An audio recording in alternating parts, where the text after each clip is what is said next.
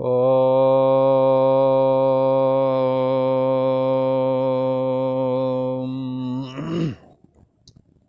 गुरु ब्रह्मा गुरु विष्णु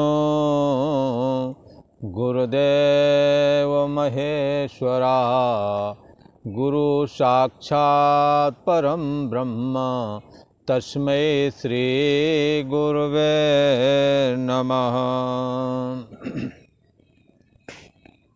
ओम योगेश्वर श्री कृष्ण भगवान की जय।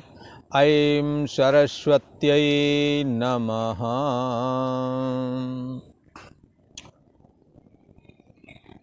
पूर्व का प्रसंग चल रहा है कर्म योग के 12वीं की विषय।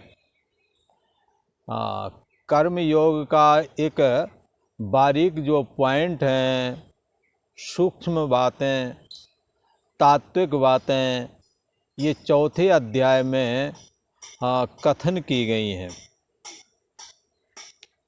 पूर्व में कहा मोक्ष की इच्छा रखने वाले जो पूर्व के साधक लोग रहे, जो मुमुक्षु लोग रहे, उन्होंने आचार्यों से, गुरुओं से, शास्त्रों से जब ये समझा कि कर्म ना करने की अपेक्षा कर्म करना ज़्यादा श्रेष्ठ है, इसलिए ऐसा जानकर एवं ज्ञात्वा, ऐसा जाना कि अकर्मण्यता रूप सबसे बड़ा दोष है, इसलिए अकर्मण्यता त्याग करके हमने अपने कर्मों में लगे रहना है। अपने कर्मों में नित्य निरंतर लगे रहना है। ऐसा जब उन्होंने धारण किया, कैसे धारण किया? शास्त्रों का श्रवण करके और आचार्यों का आश्रय लेकर के, जब आचार्यों का आश्रय लेकर के जब इस बात को समझा कि कर्मण्येवाधिकारस्ते, कर्म में अधिकार है, कर्म फल की इच्छा ना रखे, अकर्मण्यता में भी तेरी आसक्ति ना हो जाए, ऐसा कहा। ऐसा जब उन्होंने ग्रंथों से और आचार्यों से सुना तो मुमुक्षुओं ने क्या किया, जिज्ञासु साधकों ने क्या किया, इस विषय में कहते हैं। इस प्रकार जब जाना तो मुमुक्षुओं ने फिर कर्म करने का ही निश्चय लिया, और इसलिए भगवान श्री कृष्ण ने कहा, हे अर्जुन, तुम भी ऐसा ही करो और अपने निष्काम कर्मयोग में लग जाओ। कैसे लग जाओ? पहले के लोगों ने जैसे निष्काम कर्मयोग का संपादन किया, उससे पहले वालों ने जैसे किया, सबसे पहले वालों ने जैसे कर्म का संपादन किया, वैसे हमें भी कर्मों को करना चाहिए, ऐसा कहा। किम कर्म, कर्म क्या है? यदि ऐसा कहें तो यह अध्याय 4 का 16वां श्लोक है, जिसमें भगवान श्री कृष्ण कर्म के विषय में चर्चा करने वाले हैं। भगवान श्री कृष्ण कहते हैं, हे अर्जुन, ये कर्म बड़ा गंभीर विषय है। इसको कहने में बड़े बड़े विद्वान पुरुष भी चकरा जाते हैं। कई बार कर्म अच्छे के लिए करते हैं और कर्म से वो अच्छाई नहीं प्राप्त होती है जिसकी उम्मीद करके हमने किया था। परिवारों में प्रायः करके लोग ये कहते सुने होगे कि हमने तो पढ़ाया लिखाया, ऐसा किया, पर मेरे को ये पता नहीं था कि ये ऐसा निकलेगा। पढ़ाने लिखाने का मतलब था कि ये पढ़ लिख करके अच्छा बनेगा, पर पढ़ लिख करके कुछ और ही बिगड़ गया। तो क्या है कि कर्म किया, कर्म का परिणाम अच्छा आना चाहिए था, क्योंकि अच्छा सोच करके किया था। लोग कहते हैं कि हमने तो उधार लेके पढ़ाया, या हम जो पेमेंट पाते हैं उसका 2/3 तो इसकी पढ़ाई में चला गया, लेकिन परिणाम नहीं अच्छा आया। क्या हो गया? कहते हैं वो हमसे बोलता ही नहीं, घर से आया मौन बन के घुसा, मौन बन के निकल गया, हाँ ना का भी जवाब नहीं देता। विवाह हो गया तो परदेश ही में रह गया, कोई खबर नहीं लेता। बंधुओं, आपने ऐसी उम्मीद करके ये कर्म नहीं किया था, पर आपने जैसा परिणाम चाहा वैसा परिणाम नहीं आया। इस करके ये कर्म बड़ा गहन है। इस कर्म के विषय में भगवान श्री कृष्ण कहने वाले हैं। क्या कहते हैं? किम कर्मेति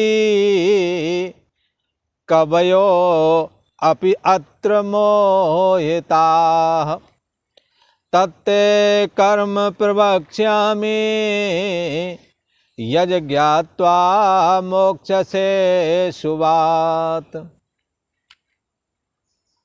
कर्म किम अकर्म किम इति ही अत्र कवया अपि अत्र मोहिताः। कर्म क्या है और अकर्म क्या है? इति अत्र कवया अपि अत्र मोहिता। इस प्रकार इसका जो निर्णय है, अत्र कवया यानी बुद्धिमान लोग, बुद्धिजीवी वर्ग भी अपि मोहिता मोहित हो जाते हैं। तो समाज में बहुत सारी चर्चाएं हैं। लोग अपने से पहले वालों के लिए कहते हैं उन्होंने निर्णय नहीं लिया, उसका भुगतान हम कर रहे हैं।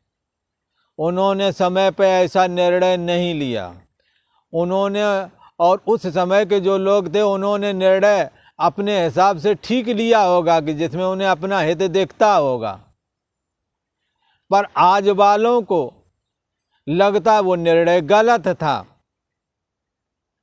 एक बुजुर्ग कह रहे थे अपने भाई बंधुओं से तंग आकर के कि इतना बड़ा जीवन, लगभग 75-80 साल के रहे होंगे, कह रहे थे इतना बड़ा जीवन तो हम सीख पाए कि किसके साथ क्या करना चाहिए, किसके साथ क्या नहीं करना चाहिए।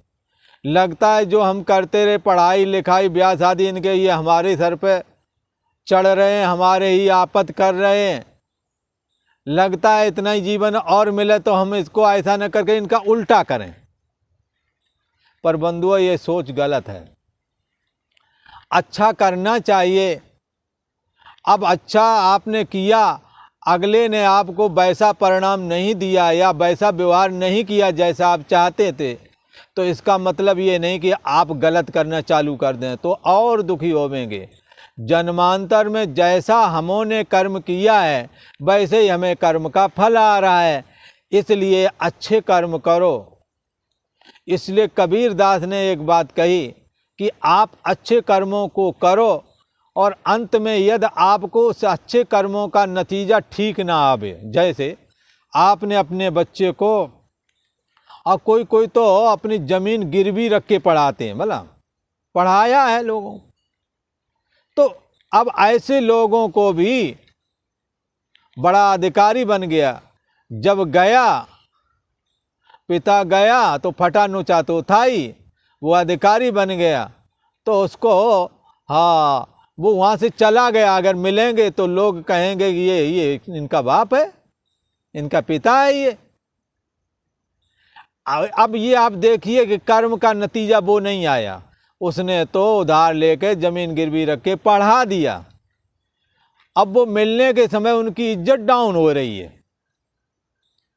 तो कर्म का जैसा कर्म किया था वैसा नतीजा नहीं आया, तो इसका मतलब ये नहीं कि अब उल्टा काम चालू कर दें। कबीर दास जी ने तो कहा कि लगता ये ठगा गया। जिस बच्चे के लिए ऐसा किया वो बच्चा आज जब ये शहर में मिलने के लिए पहुंचा तो भाग गया, इसलिए कि लोग देखेंगे तो हमारी इंसल्ट होगी। लगता है इसे ठगा गया। पर बंधुओं ठगा नहीं गया। कबीरदास से पूछा, बोले आपके साथ आपने पढ़ाया लिखाया, ज़मीन ज़्यादा गिरवी रख के रखा और इसे पढ़ाया लिखाया, ये आपके से मिलने के लिए भी नहीं आया है, तो लगता ठगे गए ये, ऐसा किसी ने कहा। तो कबीरदास जी ने कहा, कबरा आप ठगाइए और न ठगिए काओ। आप तो ठगे गए पर ठगे नहीं गए, ये कर्म जो पीछे ठग के आए वही तुम्हें ठगा गया है। जैसा बीज बोओगे वैसा ही पेड़ जमेगा। बोया बीज बबूल का, आम कहाँ से आए। जब बबूल कांटे वाला बोया तो आम कहाँ से मिलेगा, वो तो भोगना पड़ेगा। पर जब तुम्हारा वो कर्म तुम्हारे द्वारा भोग लिया जाएगा, तब अगले कर्म का नतीजा अच्छा ही आएगा। आप गलत पर मन उतारू हो जा रहा है। कबीरदास जी कहते हैं आप तो ठगे गए, अब आप बदले में किसी और के साथ कहोगे नहीं हम ऐसा नहीं करेंगे, नहीं, अच्छे कर्म करो। आप कहो अच्छा का कर्म फल जो आएगा वो अच्छा ही आएगा। तो इस तरह से कर्म जो है अच्छे के लिए किया जाता है, उस तरह की अच्छाई नहीं प्राप्त होती जैसा सोचा था। बड़े बड़े विद्वान लोग भी सोचते हैं आखिर ये अच्छे खानदान का लड़का, अच्छे बात है, सब परिवार ठीक, फिर बाद में ऐसा क्यों हो गया। कभी अपयत्र मोहिता, बड़े बड़े लोग मोहित हो जाते हैं कि आखिर मामला क्या है, समझ में नहीं आता। किम कर्म, कर्म किम अकर्म किम। कर्म क्या है और अकर्म क्या है। कर्म किसको कहते हैं, शरीर वाणी और मन से होने वाली जो चेष्टा है उसका नाम कर्म है। और अकर्म क्या है, आ माने नहीं, जिसमें कर्म ना किया जाए वो अकर्म। तो शरीर वाणी और मन से जब हम अपना और दूसरों का कार्य करते हैं तो कहते हैं कर्म किया, और जब ऐसा नहीं कहते हैं अकर्म नहीं किया। ठीक है, तो कर्म क्या है, भगवान श्री कृष्ण कहते हैं कर्म किम अकर्म किम। क्या करना है क्या नहीं करना है, ऐसा अर्थ ले लें। क्या कर्म है और क्या कर्म नहीं है, करने योग। बच्चों को पढ़ाना ठीक था, उस वाले बच्चों को जो तुम मिलने गए हो और घर से ही भाग गया, मिला ही नहीं इसलिए कि इंसल्ट हो जाएगी। इसको पढ़ाना ठीक था या नहीं पढ़ाना ठीक था। कबयो अपयत्र मोहिता, बड़े बड़े विद्वान लोग मोहित हो जाते, क्या करना चाहिए था। महाभारत एक ऐसा ग्रंथ है जिसमें सारे दृष्टांत मिलते हैं। बंधुओं, द्रोणाचार्य को जो संग्राम भूमि में जिसने द्रोणाचार्य को मारा था उसका नाम था धृष्टद्युम्न, ये द्रौपदी का भाई था। धृष्टद्युम्न को पुत्रेष्टि यज्ञ के द्वारा उत्पन्न किया गया था। उसमें ये संकल्प लिया गया था द्रोणाचार्य को मारने वाला पुत्र पैदा हो। वही हुआ, द्रोणाचार्य को मारने वाला पुत्र हुआ। और ये बात जाकर द्रोणाचार्य को लोगों ने बता दी, गुरु द्रोणाचार्य को, कि आपको मारने वाला एक पुत्र यज्ञ के द्वारा प्रकट किया गया है जो आपका वध करेगा। उन्होंने कहा अच्छा कोई बात नहीं, देखेंगे भला कैसे वध करता है। बलवान तो वो भी थे, सारी विद्याओं के जानने वाले थे। तो इसके बाद में धृष्टद्युम्न के पिता द्रुपद द्रोणाचार्य के आश्रम में आते हैं और कहते हैं हे भगवान, हमारा ये पुत्र है, इसका नाम धृष्टद्युम्न है और ये आपसे धनुर्विद्या सीखना चाहता है, आप कृपा करके इसे सिखाओ। अब आप देखें ये धनुर्विद्या सिखाने का कर्म करना चाहिए या नहीं करना चाहिए। नहीं, यदि मालूम ना हो तो राजपुत्र है, राजपुत्र को विद्या देते थे वो, तो कोई प्रॉब्लम नहीं थी। पर उन्हें ये बात ज्ञात है और एक ने आकर कान में कह भी दिया, एक हाँ, एक ब्रह्मचारी ने आकर कहा, गुरुजी, बोले हाँ, इनको विद्या मत सिखाना, ये तुम्हारे को मार डालने के लिए पैदा हुआ है। तो उन्होंने उसको कहा, चुप जाओ, चुप हो जाओ, यहाँ से जाओ। और कहने लगे कि देखो, जब मृत्यु होवेगी तब होवेगी, अभी तो ये शिष्य बन करके आया है सीखने के लिए, अभी ये हमें मारने नहीं आया। जब मारने आएगा तब देखेंगे हम भी धनुर्वेद के जानने वाले हैं और हमें दिव्यास्त्रों का ज्ञान भी है, और हमारे हाथ में धनुष के रहते चाहे यमराज हो हाँ सामने, तो भी वो हमें जीत नहीं सकता है। देखेंगे भला ये कैसे हमें मारता है। और उन्होंने उस राजा द्रुपद से कहा, तुम्हारे पुत्र धृष्टद्युम्न को मैं धनुर्विद्या सिखाऊंगा। और धनुर्विद्या पूरी उनको सिखा दी। ये वो लोग हैं जिन्हों को ये पता है ये हमारे को मारेगा। इसलिए बंधुओं, ऐसी परिस्थिति आने पर अपने पुत्र हों या भाई बंधुओं के हों, और ऐसा लगे कभी नुकसान भी हो सकता है हमारा, पर आज का कर्तव्य ये है कि इस लड़के को विद्या प्राप्त हो जाए, पढ़ा लिखा दिया जाए। यदि पढ़ लिख जाएगा तो समझदार बन करके फिर ये अपराध स्वयं न करेगा, पर ना समझ रहेगा तो अपराध जरूर करेगा। इसलिए कर्म किम, क्या करना चाहिए। यदि ऐसा ज्ञात भी हो जाए कि ये हमें नुकसान पहुंचाएगा बालक, तो भी अभी बालक ऐसे पढ़ाना ही उचित है, इसलिए उसको अवश्य ही शिक्षा देनी चाहिए। द्रोणाचार्य ने निर्णय लिया कि मैं इसे पढ़ाऊंगा, जब मारने के लिए आएगा तब देखूंगा, तब देखा जाएगा। इसलिए चाणक्य ने तो कहा, माता शत्रु पिता बैरी, एन बालो ना पठेत। जो बालक को नहीं पढ़ाते हैं, माता शत्रु है, पिता बैरी है। इसलिए अशिक्षित कभी भी ना रखना चाहिए, अपने बालकों को शिक्षा जरूर देनी चाहिए। कर्म क्या है और अकर्म क्या, क्या करना चाहिए क्या नहीं करना चाहिए।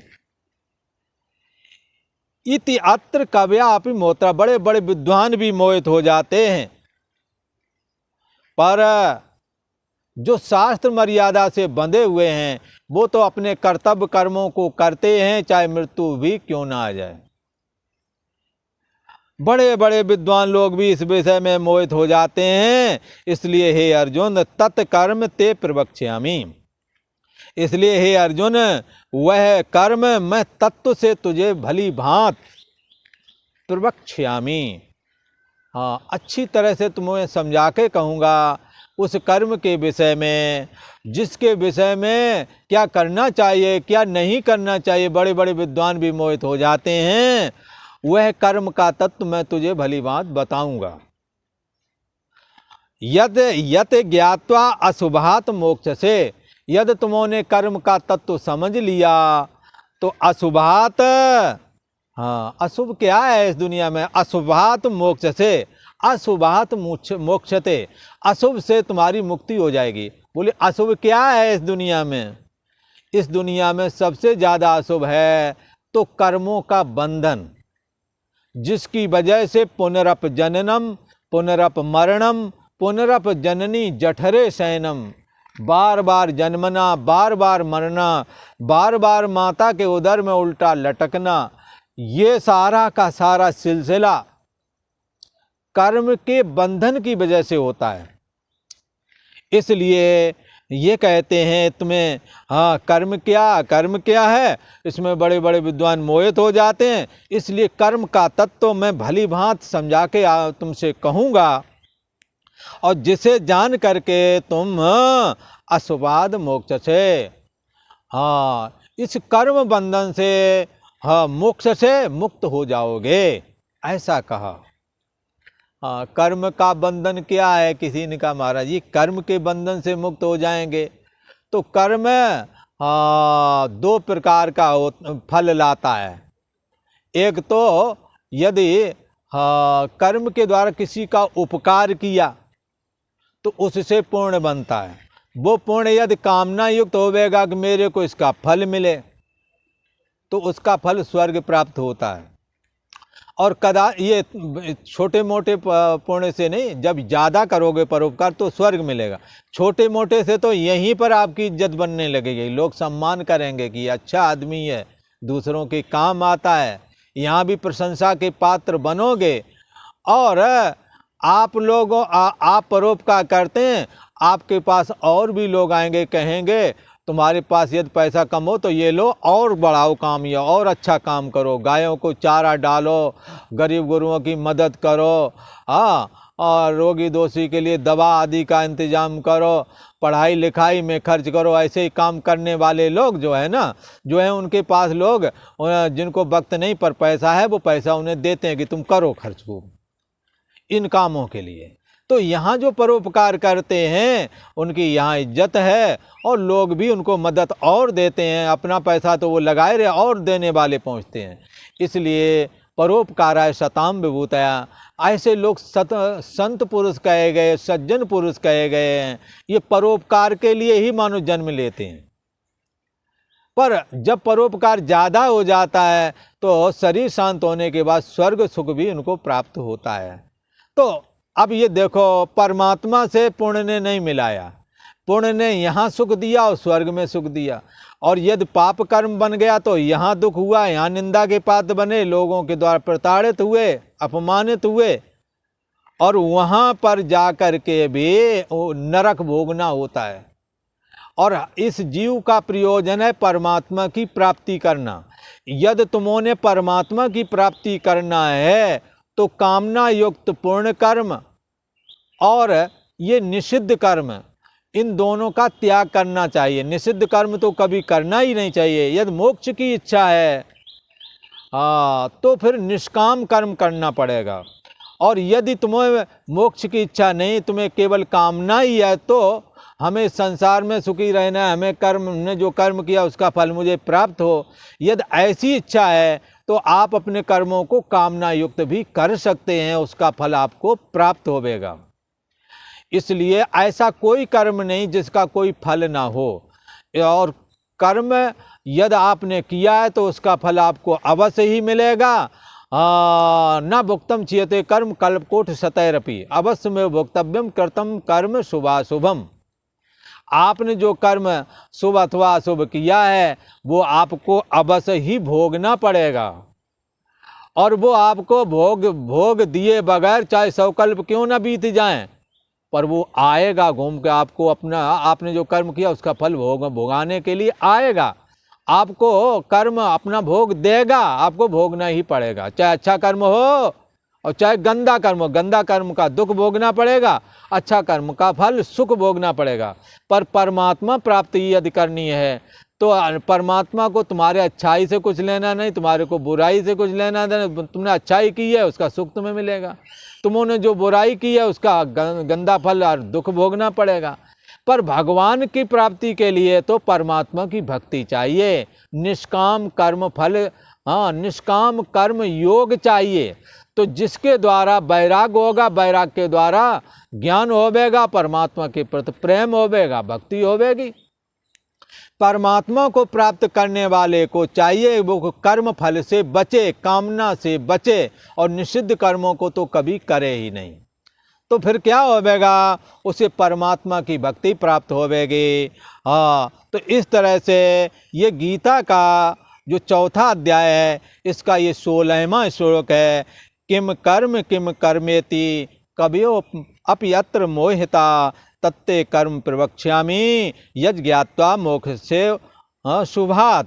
कर्म क्या है, अकर्म क्या है, इस प्रकार निर्णय करने में बुद्धिमान पुरुष भी मोहित हो जाते हैं। इसलिए वह कर्म का तत्व मैं तुझे भली बात समझा करके कहूँगा, जिसे जान करके तो कर्म बंधन से मुक्त हो जाएगा। आज इतना ही। ओम शांति शांति शांति।